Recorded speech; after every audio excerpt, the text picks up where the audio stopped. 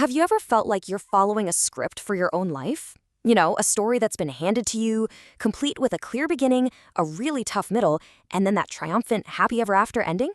Yeah, this idea of life as some grand quest, it's really deep in our bones. But what if that familiar story is leaving out the most important chapters? What if the greatest adventure isn't about the mountain you climb, but the entire inner world you explore? From the stories we hear as kids to the movies we watch as adults, we're all given a map. And it shows this, well-worn path, winding through some predictable challenges, all heading towards that shining castle on the hill. Success, marriage, the perfect job. There's a real comfort in that, isn't there? It's a promise that if we just follow the signs and don't wander off, we'll eventually get there, victorious and whole. And that right there, that's the big question at the heart of our explainer today. What happens when your inner landscape, your soul's real territory, just doesn't line up with the map you've been given? What if the most profound, most meaningful moments of your life are actually happening in those blank spaces? The areas marked here be dragons that the old map just completely ignores. So to chart a new course, we first have to really understand the old map. And for so much of modern storytelling, and even how we see ourselves, that map was drawn by a man named Joseph Campbell. He called it the hero's journey. And, well, you just can't overstate how much it's shaped everything. Just take a look at the journey laid out here. Does it feel familiar? It totally should. Campbell's big insight was identifying what he called the monomyth, basically a single universal story pattern that pops up in myths and legends all across the world throughout all of history.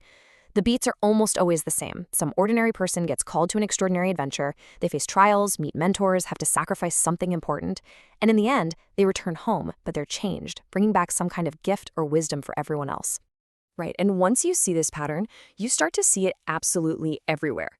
It's the engine behind so many of our favorite stories. Cinderella's journey is a classic hero's tale of reclaiming her rightful place. Ariel literally sacrifices her voice, her very essence, to chase a life in a totally new world. And Harry Potter's entire saga? It's all about confronting this ultimate external evil to discover his own inner power. So what's the common thread here? Well, it's pretty clear. The focus is almost always on the external. The challenge is out there. You gotta go conquer the dragon, defeat the Dark Lord, win the kingdom. Your transformation, your growth, is a direct result of beating something outside of yourself. But does that really capture the full, messy, complex picture of what it means to be human? Now, don't get me wrong, this model is incredibly powerful. It gives us all these inspiring stories about courage and not giving up. But what happens when we rely on it and nothing else? It can start to feel a little restrictive, because while the map is useful, it's not the whole territory. So let's explore the edges of this map, the places where it just kind of stops. And hey, this isn't just a casual thought. Thinkers and scholars like Dr. Sharon Blackie are arguing that our cultural obsession with this one single story has become really limiting, maybe even outdated. The risk, she says, is that it malforms our imagination. It trains us to see life only as a series of external battles to be won, which might not actually help us and could even hurt us in our real, messy, complex lives. So let's break down exactly why this model feels so incomplete. First, as we see here, it's prescriptive. It tries to cram the beautiful, chaotic, diverse experience of being a human into one single, neat formula. Second, its focus is overwhelmingly external. It teaches us that growth is measured by what you achieve or defeat out in the world, not by the landscape you cultivate inside. And finally, and this is maybe the most important part, it's incomplete. It tends to skip right over the quiet, unglamorous, but absolutely essential inner work of integrating all the different parts of who we are. Okay, so if the old map has its limits, where do we find a new one? This brings us to a really powerful idea. If the hero's journey is all about focusing on what's visible, the dragon to slay, the treasure to win, then maybe, just maybe, true transformation lies in turning our attention to the very spaces we've been trained to ignore. The great psychologist Carl Jung had a name for these overlooked parts of ourselves: the shadow.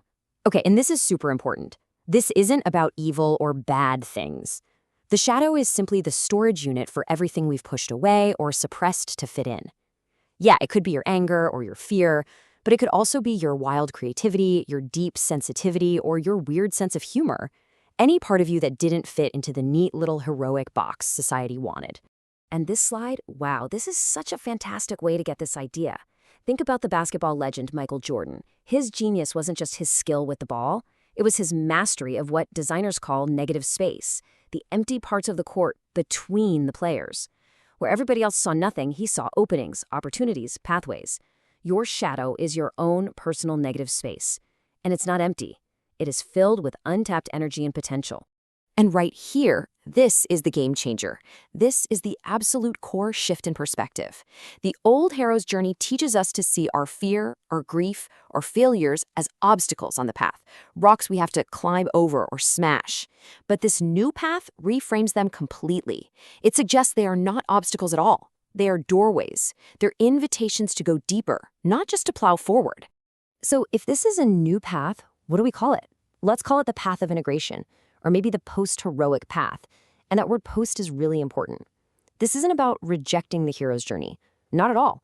It's about graduating from it, seeing it as just the first stage of a much deeper, more meaningful, and way more personal adventure. This slide just lays out the differences with perfect clarity. The heroic path has a goal of conquest, a focus on the external world, and it's all chasing an ideal of perfection. But the post-heroic path, it has a totally different aim. The goal is integration, the focus is on your internal landscape, and the ideal isn't perfection, it's wholeness. That is a huge shift, from trying to win a battle to trying to become a complete human being. So what does this journey actually look like? Well, this gives us a 4-stage model. Step 1, conquest. That's the classic hero's journey we've been talking about, achieving something out in the world. But then, the journey keeps going. Step 2 is recognition, the really brave act of turning inward and just acknowledging those parts of yourself you've been scared of or ignored. Step 3 is integration.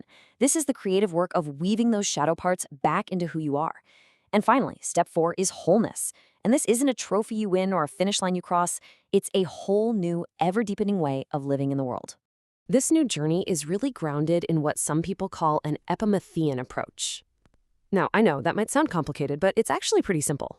The classic hero is Promethean, always looking forward, striving for the future.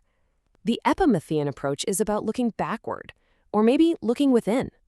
It honors the wisdom that's available to you right now in your current situation. Instead of asking, how do I conquer this, it asks, what is this hard thing trying to teach me? What wisdom is hiding in this moment of confusion or sadness? Okay, theory is great, but let's get practical. This is the most important part. It's one thing to understand this idea, but how do you actually live it? How do you walk this path? Let's look at 3 core practices that can really guide you on this journey of integration. The first, and honestly, probably the most essential practice, is self-compassion. The heroic path often demands that we be tough, that we armor up, and just power through our pain. This path asks for the exact opposite. It asks for tenderness. It's about learning to treat yourself with the same grace and kindness you would offer a dear friend who's struggling. Compassion is not weakness. It is the rich soil where your wholeness can finally start to grow. The second practice is to really cultivate a deep curiosity. The hero's instinct is to fight or run away from difficult feelings. The path of integration invites you to turn toward them. So when a shadowy feeling or a painful emotion comes up, instead of immediately judging it or trying to shove it away, get curious. Just lean in and ask it simple questions. Hey, what are you here to show me? What part of me needs some attention? What do you need? This simple shift in your stance can transform an internal battle into a process of discovery. And third, practice embodiment.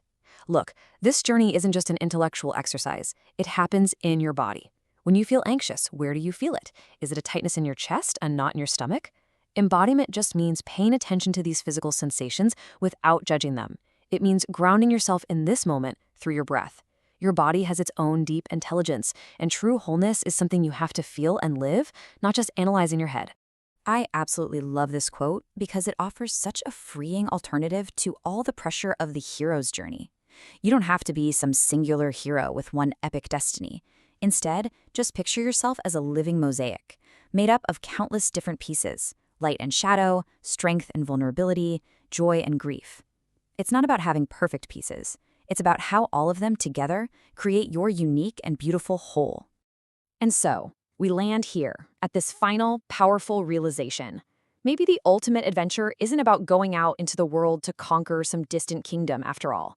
Maybe the most courageous, the most profound, and the most necessary journey any of us can take is the quiet one, the journey of coming home, fully and completely, to all the parts of ourselves.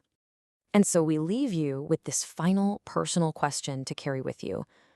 What part of your own negative space, that feeling you always push down, that dream you dismissed as silly, that part of your personality you hide from the world, what part is quietly waiting for you to recognize its power? What doorway to your own wholeness is waiting right now for you to have the courage to just walk through it?